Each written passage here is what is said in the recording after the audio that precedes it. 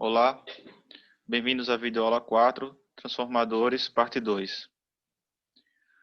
Bom, então, vale a pena a gente chamar a atenção a um tipo de transformador especial, considerando o que foi introduzido já na videoaula passada, são autotransformadores. Então, os autotransformadores, eles entram no grupo de transformadores especiais e são caracterizados pela conexão elétrica entre os enrolamentos do primário com o secundário. Então, existe uma interconexão, se a gente fosse fazer um comparativo, né? Como eu conseguiria fazer um autotransformador a partir de um transformador convencional?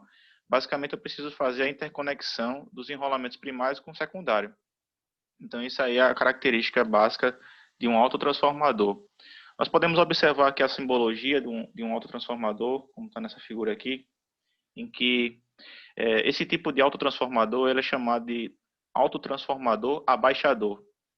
O fato disso é porque você pode observar que V1, a tensão V1 aqui nominal desse autotransformador, ela é maior do que a tensão V2, que é a saída. Então ele abaixa, na sua saída ele fornece uma tensão menor do que a tensão da entrada. O contrário, a gente chamaria de um transformador elevador. Então, esse é o princípio, né? Esse exemplo de uma simbologia para um autotransformador abaixador. E como as principais características desse transformador especial, nós podemos chamar a atenção que ele é muito utilizado como fonte de tensão variável, chamado também de variax ou varivolts. Um exemplo aqui a gente está trazendo nessa figura à direita, como destaque, tanto nas versões monofásicas como nas versões trifásicas, nesses variax, varivolts, muito utilizados aí para experimentos, né, ensaios, e também em aplicações com fornos industriais. Né? Eles têm outra característica importante também, que é um bom rendimento. Eles, em geral, o rendimento deles não é ruim, é um rendimento razoável. Mas a grande desvantagem desse autotransformador é que eles perdem a característica da isolação galvânica, que a gente chamou a atenção na videoaula passada. Então, a grande desvantagem desse tipo de transformador especial é que você não tem mais aquela isolação do primário para o secundário, como foi destacado anteriormente. Tá? Bom, então aqui a gente tem uns exemplos de aplicação, né? Antigamente acontecia muito, hoje não é tão mais evidente, mas antigamente, nessa figura aqui à esquerda, a gente observava muito isso, né? Você comprava um equipamento de um determinado estado, em que a tensão nominal era 127 volts, aí você no seu estado era 220 volts, então você precisava comprar um autotransformador para fazer essa adequação do nível de tensão. Hoje em dia ainda tem, mas com muitos poucos casos, né? Porque devido ao fato de ter a invenção de fontes chaveadas, né? Fontes automáticas, né? Regulação automática de tensão, então já muitos equipamentos ele já vem com essa fonte automática. Mas ainda assim a gente encontra, né? Por exemplo, em máquinas de cortar cabelo, barbeadores, né? Algumas aplicações aí residenciais específicas a gente pode encontrar esse tipo de necessidade. E com relação ao contexto de motores, a gente pode chamar a atenção aqui esse exemplo do meio, aqui nessa figura do meio. A gente tem aqui um exemplo aqui, a gente tem um autotransformador, né, usado para partidas compensadoras. Tá? Então, nesse exemplo aí a gente pode observar que você vê aqui que tem vários TEPs, né? Então, só para voltar aqui, o que seria TEP? TEP seria essa derivação central aqui, essa simbologia. Você tem um enrolamento, as espiras, né, no transformador, e você, em determinado momento das espiras, você puxa uma derivação, puxa um fio. Então, isso aí é chamado de TEP, tecnicamente. Então, voltando para cá, a gente tem um exemplo aí de um autotransformador usado para partidas compensadoras de motores. Dentro do assunto de comandos elétricos, né, daqueles tipos de partida de motores, tem a partida direta, a partida estrela-triângulo, partida com inversor de frequência. Então, a gente tem também o caso das partidas compensadoras. Né? Então, você pode observar aqui que você tem os TEPs, em que a tensão é fornecida 65% da nominal, 80% da nominal e 100%. Então, a máquina, a gente faz a partida compensadora com ela partindo inicialmente com 65% ou 80% da tensão nominal, e a partir de um determinado momento em que a corrente ela já está atingindo a velocidade nominal, né, a máquina está chegando à velocidade nominal, aí comuta-se para chegar nos 100%. Né? Então, isso aí é uma maneira de reduzir aquela desvantagem nas partidas de máquinas com relação ao tipo a magnitude da corrente. Né?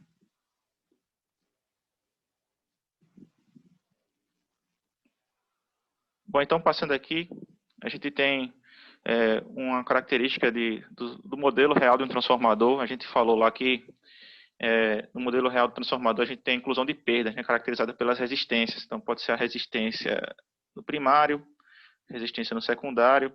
A resistência RC aqui também caracteriza as perdas no núcleo, né, onde as resistências no primário e no secundário são as perdas da impedância de dispersão. E temos também no modelo as reatâncias, XL1 no primário, XL2 no secundário e XM no ramo de magnetização. Para obter esses parâmetros, quando a gente deseja obter esses parâmetros de um transformador real, a gente faz recorrência aos ensaios experimentais. Então, temos aqui dois ensaios úteis, que são os ensaios a vazio e o ensaio a curto-circuito. Para entender melhor, né, o roteiro desses ensaios a vazio e curto-circuito, a gente vai fazer um parêntese aqui, que esse modelo ele pode ser simplificado. De que modo? Então, a gente pode chegar no modelo T, conhecido na literatura aí, um modelo T, transformador real, que basicamente, para você chegar no modelo T, a partir desse modelo aqui, a gente vai pegar a impedância do secundário, ou uma impedância, né, que esteja no lado primário ou no secundário, nesse caso aqui no secundário, XL2 e R2, e a gente vai referir ela para cá, vai jogar ela para cá, para o primário. Então, isso aqui você pode observar nessa figurinha aqui, em que R2 e XL2 viraram R2', XL2'.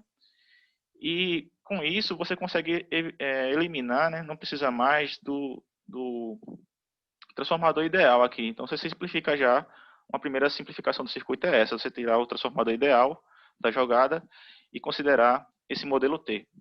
Bom, e os parâmetros, né? Por que eu tiro o transformador ideal? Porque a grande importância nesse transformador ideal aqui são as relações de espiras, as relações de tensão, né? N1 sobre N2, que a gente chamou lá de A. E ela vem aqui nessa equação. Então, quando você calcula R2' e X2', você já traz essas variáveis, né? Essa relação de espiras ela é referida, a resistência ela é referida ao terminal do primário nesse caso aqui, e a reatância XL2 também é referida ao primário, já com a relação de espiras embutida, ou seja, o parâmetro N1 sobre N2, como você pode observar aqui, já está embutido nesse elemento. Então, isso aí já é uma aproximação para chegar no modelo T. Veja que você simplifica um pouco, né? Tiramos o transformador ideal da jogada. Em alguns casos, ainda assim, é possível fazer uma simplificação ainda maior, né? Desse modelo T, eu posso vir para o modelo L. Então, deixa eu dar uma limpada aqui. Com o modelo L, o que é que a gente tem aqui de simplificação? Ora, o modelo L permite você tirar esse ramo aqui, né? Esse ramo T aqui, você tira e conecta em outro ponto aqui do circuito. Né? Essa aproximação permite você simplificar a impedância de dispersão, né? Essa impedância aqui que está no primário e a do secundário. Né? Então, você junta elas duas e chama de um R equivalente e um X equivalente. Então, isso aí você chega nesse modelo L. E é razoável fazer isso considerando que o nível de corrente, né, I1 e I2 no primário e secundário referidos aí, eles são próximos quando ou você pode também desprezar o ramo de excitação, essa corrente Φ comparada com a corrente 2, a corrente que drena, né, nesse ramo aqui de magnetização, ela é muito menor do que a corrente que está drenando ali no primário e secundário, no ramo das impedâncias de dispersão do meu transformador. Então, essa aí é uma aproximação, né, razoável que o pessoal faz para simplificar. E fica bem mais evidente quando a gente considera os transformadores de potência, né, no sistema de potência. Então, você pode considerar o modelo L ou o modelo T. Vamos ficar com o modelo L, porque ele será útil para os ensaios, né, que a gente vai falar aqui. Bom, então, considerando esse modelo L, em que eu preciso saber RCXM, R equivalente e X equivalente, eu venho aqui para o primeiro ensaio que a gente pode fazer no intuito de obter esses parâmetros, né, do modelo L de um transformador real. Observe aqui que está em cinza que esse transformador é uma caixa preta, eu não consigo saber quais são esses parâmetros. Eu realizo esse ensaio para obter uns primeiros parâmetros, né? O ensaio a vazio ele é útil para a gente obter a resistência RC e a reatância XM, né? No ramo de excitação, essa parte aí da magnetização. Para isso, como o próprio nome diz, né, o ensaio a vazio, eu deixo o terminal de alta tensão do transformador em aberto, ou seja, a vazio, né, sem nada conectado nele, e aplico uma tensão no lado de baixa tensão. Então, eu aplico aqui uma tensão nesse lado de baixa tensão com o valor nominal de tensão e frequência nominal do transformador. Suponha que o lado de baixa tensão desse transformador seja 380 volts, então eu vou aplicar aí 380 volts e a frequência dele for 60 Hz. Então, vou aplicar, garantir que a fonte tenha esses valores nominais. Aí, com isso, eu tenho aqui a conexão de uns medidores, um amperímetro para medir a corrente, o watímetro para medir potência e um voltímetro para medir a tensão. Então, eu obtenho essas três grandezas medidas aqui, V0, P0 e o I0, certo? Observe o seguinte, esse ponto foi o ponto de medição, né, o passo 1. Então, o primeiro ponto aí no roteiro, medições aqui, o passo 1. E a partir disso, com esses dados, eu consigo calcular os parâmetros do transformador real nesse ramo aí, pelo menos o RC e o XM eu consigo calcular. Então, tá basicamente referindo a esses cálculos aqui, ó. RC, que vai ser V0 ao quadrado sobre P0, e o XM nessa última equação aqui. Então, você calcula esses valores, né? Tem um roteiro aí, calculação. Utiliza esses quatro equações aqui para calcular, e a gente consegue ter agora o RC e o XM. Mas observe que não temos ainda o R equivalente nem o X equivalente, né? Então a gente vai fazer justamente o outro ensaio, que é um ensaio de curto-circuito. No ensaio de curto-circuito, o lado de baixa tensão ele é curto-circuitado, como pode observar aqui. Então ele é curto-circuitado, o lado de baixa tensão. E a tensão no lado de alta, ou seja, essa tensão aqui, né? Eu conecto uma fonte de tensão corrente alternada e eu vou gradualmente aumentando essa fonte, o valor de tensão dessa fonte, até observar a corrente nominal aqui, nesse amperímetro. Então, quando chegar nesse ponto, eu paro, é um ponto de parada no roteiro das medições, e vou fazer as medições da potência e da tensão, né, obtendo a corrente já nesse ponto de parada do roteiro do ensaio de curto-circuito. Então, eu pego ICC, PCC e VCC, uma vez que eu preciso fazer essas medições, caracteriza o meu passo 1 do roteiro, medições, e vou para o passo 2. Vou para o passo 2, onde tenho aqui o passo de calcular os parâmetros, né? Basicamente é só substituir os valores medidos nessas expressões. Então, observe que eu tenho agora o R equivalente e o X equivalente.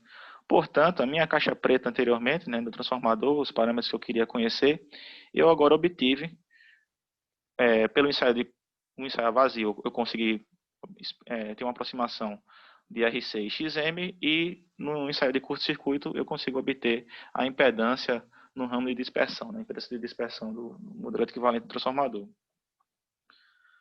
Bom, então, falando um pouco de transformadores trifásicos, a gente pode ter dois tipos de arranjos, né, com os transformadores trifásicos em termos de bancos.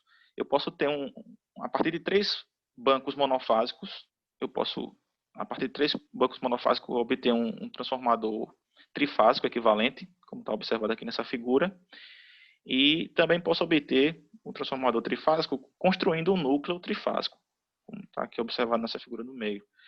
Quais são as vantagens e desvantagens de cada um, né? Tem algumas particularidades. As principais é que o banco trifásico, como o núcleo ele é um núcleo dedicado, né, trifásico, eu vou gastar menos ferro para construir esse núcleo. Então, consequentemente, o custo de confecção, de construção, de fabricação de um transformador trifásico, né, com núcleo trifásico, ele é menor do que se eu fosse fazer 3 transformadores monofásicos para gerar um trifásico, né? Então, além de espaço, né, peso, você vai gastar mais ferro. O processo de confecção, de fabricação, ele é mais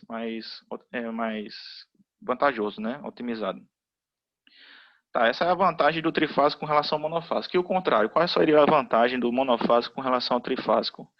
Bom, a vantagem do monofásico com relação ao trifásico, você tem aqui, esse caso aqui, em que eu vou fazer um transformador trifásico a partir de bancos monofásicos, é que se no meu sistema eu tenho redundância, né, de faltas, em que uma fase pode cair, é uma coisa muito recorrente, e eu quero fazer manutenção, ou quero manter o sistema trifásico operando ainda assim com um nível de tensão reduzido, né, um rate nominal, um valor de tensão nominal abaixo, mas que consiga se operar ainda, aí o monofásico ele é vantajoso nesse cenário, né, porque você pode tirar um transformador da jogada, desconectar uma fase e manter o sistema operando com duas fases. Tá? Só nesse cenário que ele torna-se vantajoso. Nas outras condições ele não é vantajoso. E com relação aos terminais, né, o tipo de conexão dos transformadores trifásicos, a gente pode chamar a atenção aqui os tipos de conexão. Basicamente, os mais usados são conexões em estrela ou em triângulo, ou em delta, né? Então, aqui é um caso de um exemplo de uma conexão Y delta, né, uma estrela triângulo, e o contrário também acontece, né, uma conexão delta Y. São os mais usados aí no sistema trifásico de distribuição. Vamos trazer aqui um exemplo em que a gente pode observar aí um exemplo de um transformador trifásico aplicado, né? A gente tem aqui um exemplo um sistema na distribuição, um transformador no poste. Internamente ele basicamente é um arranjo desse tipo. Um transformador delta Y, onde no ramo delta está vindo lá na média tensão, né, 13.8 kV, e no Y é vantajoso aqui no caso o Y, porque a gente tem um quarto condutor, né, além das três fases, além da fase F1, F2, F3, a gente tem um quarto condutor que é o neutro, permite dar flexibilidade, você poder conectar cargas monofásicas e cargas trifásicas no sistema.